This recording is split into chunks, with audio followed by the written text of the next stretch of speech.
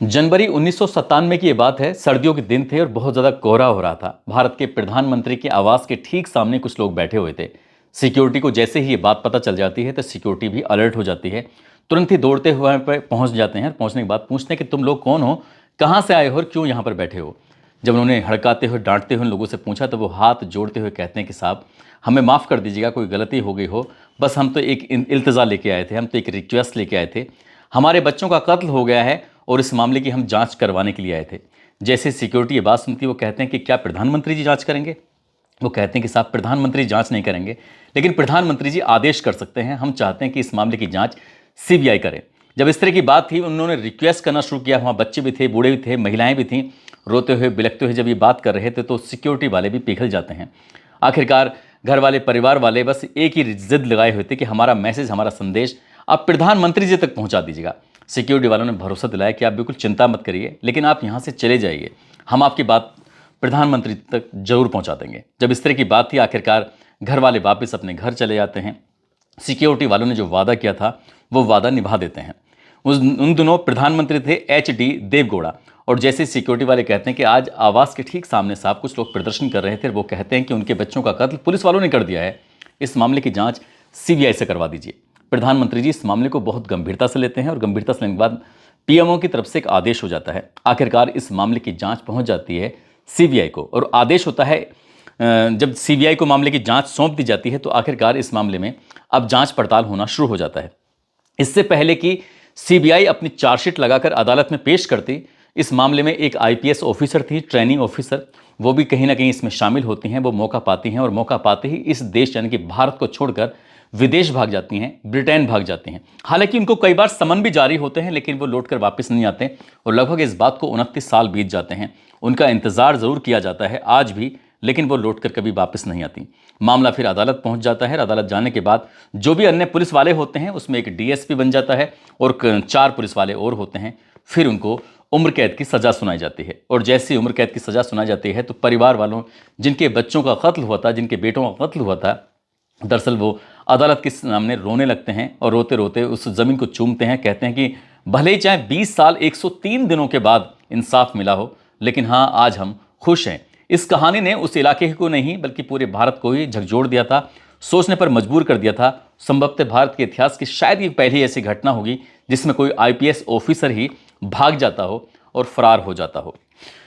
आदाब, नमस्कार, सत श्री अकाल। मैं उस्मान सैफी। आज की जो सच्ची घटना मैं आपको सुनाने जा रहा हूं, ये सच्ची घटना है उत्तर प्रदेश के जिला गाजियाबाद का एक थाना लगता है भोजपुर, और भोजपुर थाना क्षेत्र का एक गांव लगता है मछरिया।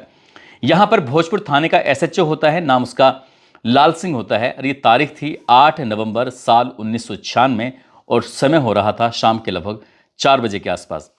वो तुरंत ही एक वायरलेस करता है, वायरलेस से सूचना देता है कंट्रोल रूम को और कहता है एसएचओ कि 302 के मुलजिम रनपाल, भगवत और विनोद, हम इनको लेकर 200 बजरंगपुर की तरफ जा रहे थे और अचानक ही मछरिया की पुलिया के पास हमें बदमाशों ने घेर लिया है।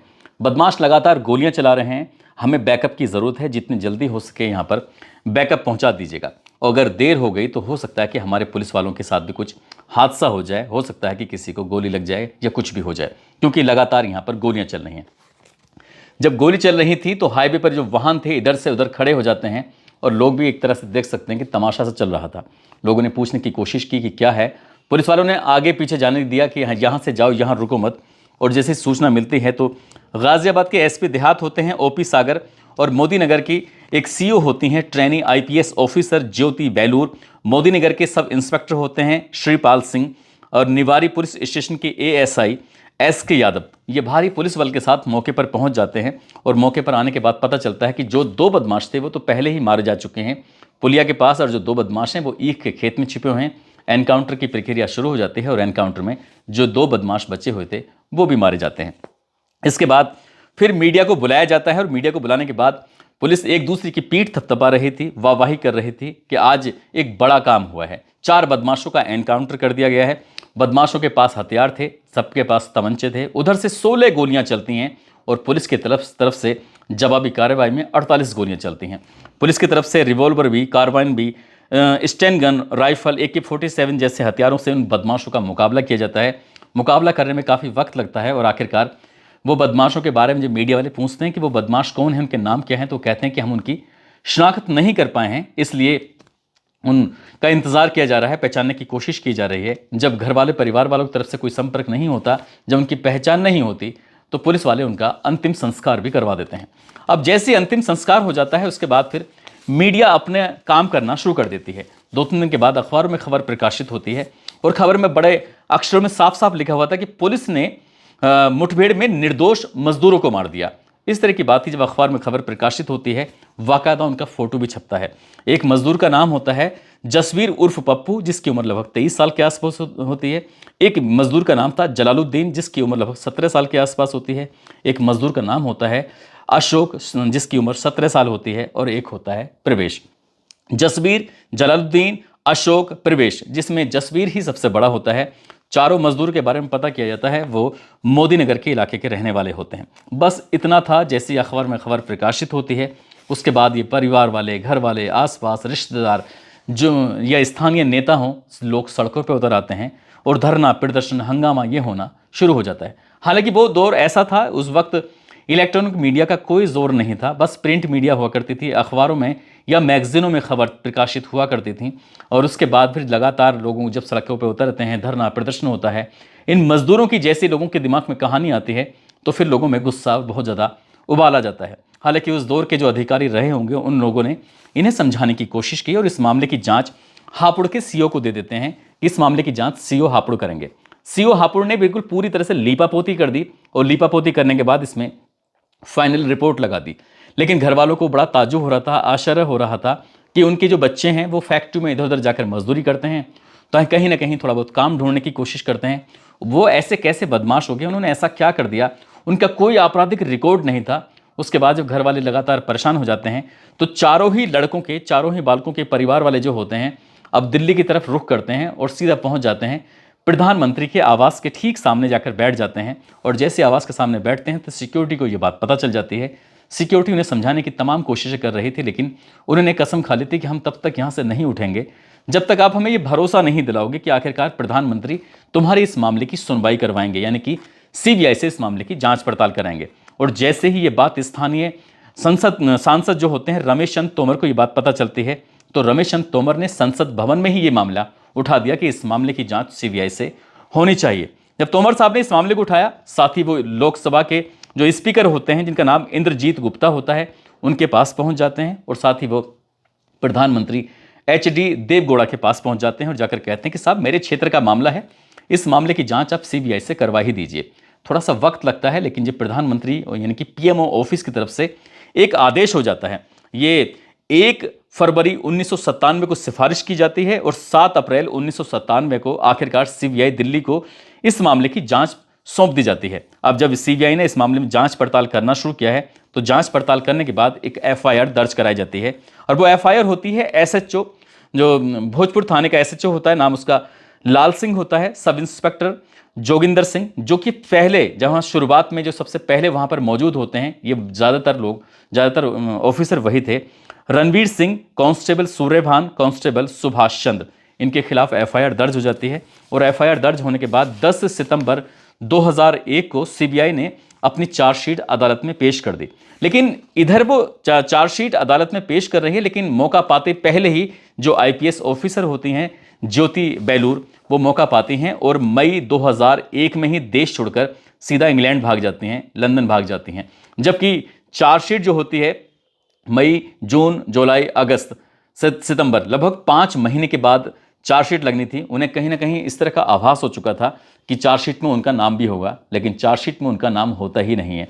IPS ऑफिसर चली जुड़ जाती हैं, लेकिन उनको पहले से आभास हो चुका था कि कुछ ना कुछ गड़बड़ हो सकती है, और वो गड़बड़ थी। इसमें एक जसवीर उर्फ पप्पू, जिसकी उम्र 23 साल के आसपास होती है, उसको 2 गोलियां लगी हुई थी। 2 गोली में से एक गोली जो होती है वो IPS ऑफिसर की रिवॉल्वर, जो सरकारी पिस्टल उनके नाम से आवंटित की गई थी, उसी से गोली लगी हुई थी। आखिरकार जब एनकाउंटर पहले हो चुके थे, चारों को पहले ही मार दिया गया था और IPS ऑफिसर देर से पहुंची थी, तो उनके पास जो पिस्टल रिवॉल्वर होती है, जो सरकारी रिवॉल्वर थी, उनके नाम से आवंटित थी, तो आखिरकार उससे कैसे गोली चली और कैसे जाकर जसवीर के शरीर के अंदर जाके भेद देती है, लग जाती है, इस बात का आज तक भी पता नहीं चल पाया।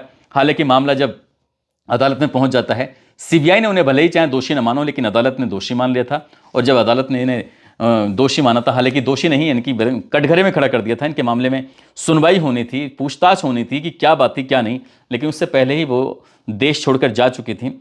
आखिरकार वक्त आगे लगातार बीतता चला जाता है और उनके पास लगातार समन जाते रहते हैं।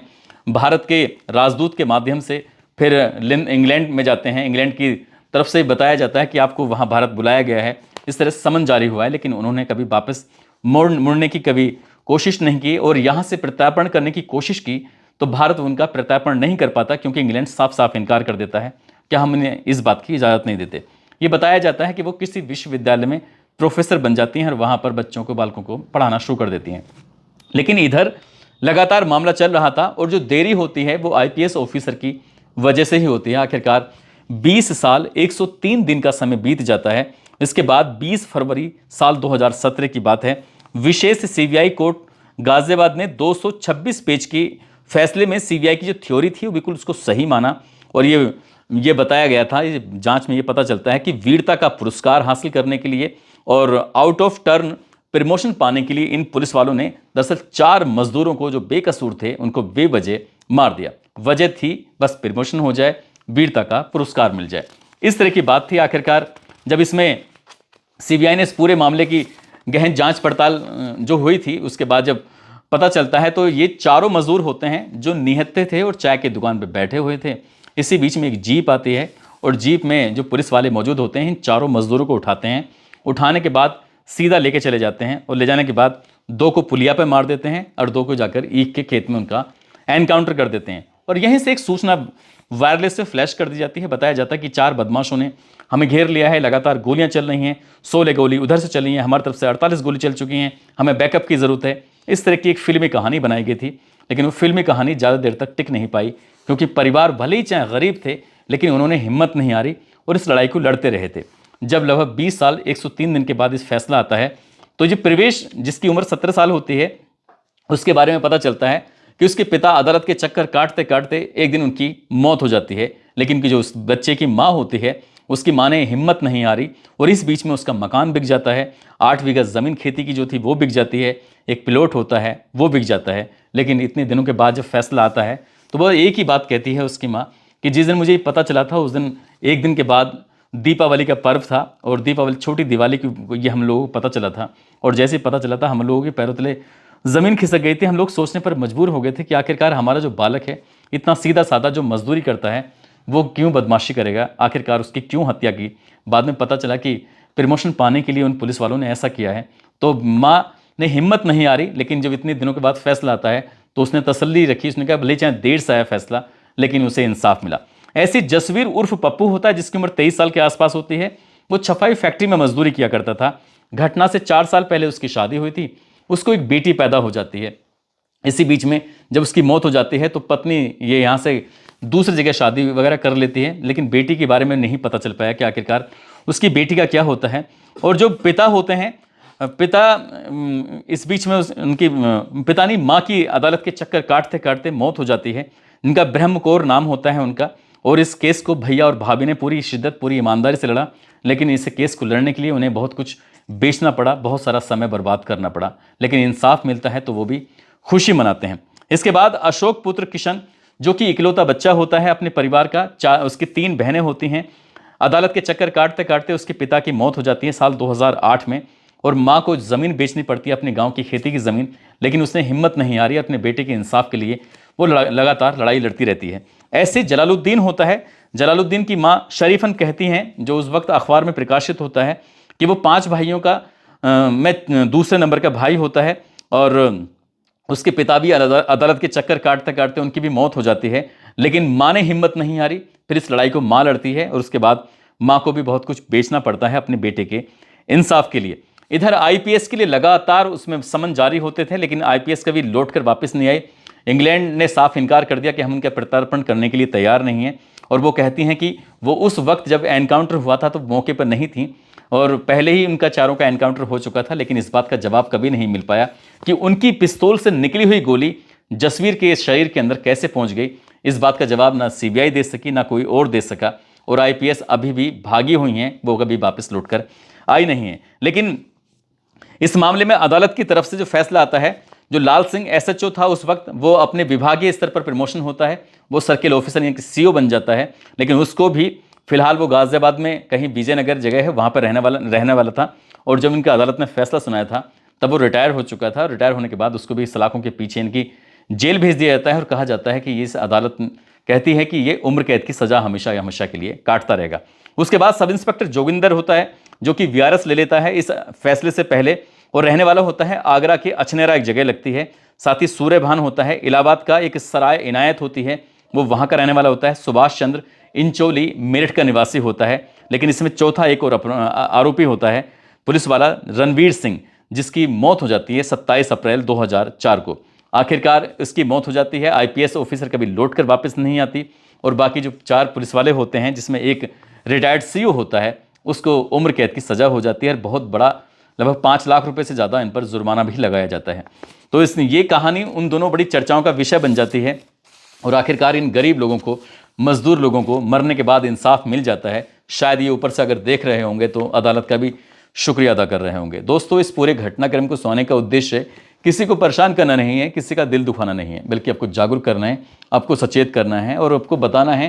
कहते हैं कि पाप का घड़ा भर जाता है, और इन पुलिस वालों के भी पाप का घड़ा भर गया था। उन्होंने कत्ल करने के बाद वीरता का पुरस्कार हासिल करना चाहते थे, प्रमोशन पाना चाहते थे, ऐसा सीबीआई की जांच रिपोर्ट में पाया गया था। हालांकि वो सपना तो पूरा नहीं हो पाया, लेकिन बुढ़ापा जरूर उनका सलाखों के पीछे गुजरेगा। जाते जाते सुनील चौहान है और उनकी पत्नी है निशा चौहान। उनका जन्मदिन है निशा चौहान जी का। निशा चौहान जी, आपको जन्मदिन की ढेरों सारी शुभकामनाएं।